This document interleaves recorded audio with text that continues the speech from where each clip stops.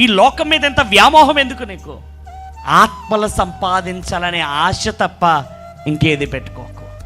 అది మాత్రమే ఆయన రాజ్య వారసునిగా నేను ప్రూవ్ చేస్తుంది.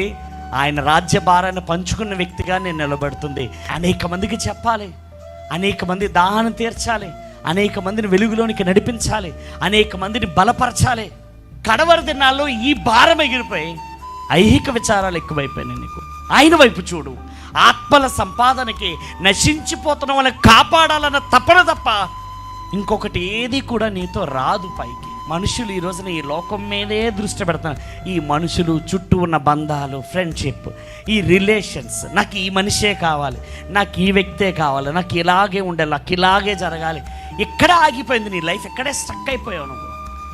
ఒక్కసారి నువ్వు ఆయన పనిలో ఉంటే ఆయన నీ పని మీద ఉంటాడు. నీకేం అవసరమో అది చూసుకుంటాడు ఆయన.